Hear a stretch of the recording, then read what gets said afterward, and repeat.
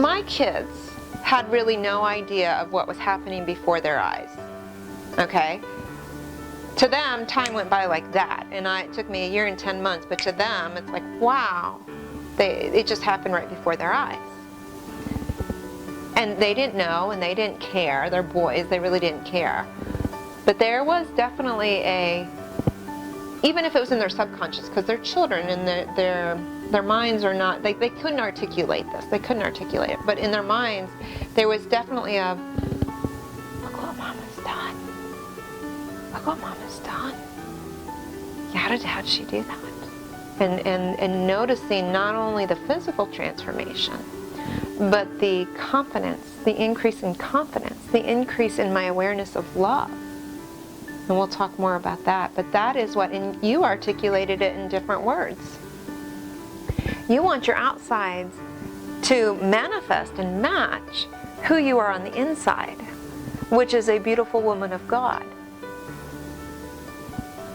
As a woman, this is an entirely different lesson that we don't have time for today. As a woman, you were created to manifest the glory of God. If you are a man, you're created to manifest the authority of God. But you are not given authority over man. You are the glory of man, as is articulated in 1 Corinthians. So you were created to manifest the glory of God. This is where your deep desire to be beautiful comes from, and it's from God. It's meant to be. It's not shallow. It's not wrong. It's not vain. It's not selfish. It is how you were created. It is your natural desire as a woman to be beautiful, as you should be. You know this to be true. You have felt this all along deep inside. You just weren't able to understand it or articulate it because it's judged as vain and wrong. I can't tell you how many times I was told at church, oh, Shelley, man looks at the appearance, but God looks at the heart. And every time I would express some desire to improve my appearance, it was shut down. It was judged as me doing something wrong. Oh, Shelley, man looks at the appearance, but God looks at the heart. And that's true.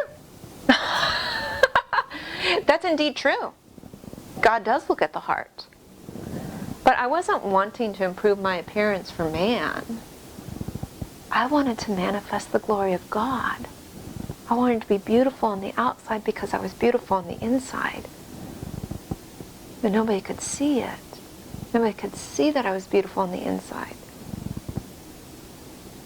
Because I felt terrible about myself. That's not a beautiful thing, to feel terrible about yourself. I felt terrible about myself. I knew the essence of who I was a beautiful woman, but I felt terrible about myself, so nobody could see that beauty.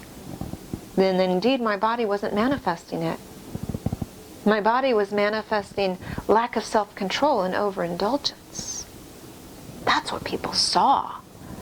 That's why I got more respect from my children, because before, as much as she loves and cares about me, Mom has no self-control and she's overindulgent. That's what their subconscious knows. Again, they can't say that because they're children. But deep down inside, if my mom weighs 220 pounds, she does not respect herself and she has no self-control and she's overindulgent. It's not too much different from having an alcoholic parent and the things that a child of an alcoholic learns. And so I wasn't aware of any of this until I had lost weight, and then all of a sudden I experienced a new level of respect from my children. Wow. Here I was all along. I had children that were undisciplined and was getting judged from everyone in my life that I didn't know how to control them, and I couldn't control them, and I was this weak disciplinarian as a parent, and now more judgment on me for being a terrible parent because my kids don't know how to behave. I was trying to do everything right. Well, my kids were undisciplined because they were not respecting what I was saying to do and whatever instruction or direction I was giving them. They didn't respect my words because they didn't respect me because I didn't respect myself.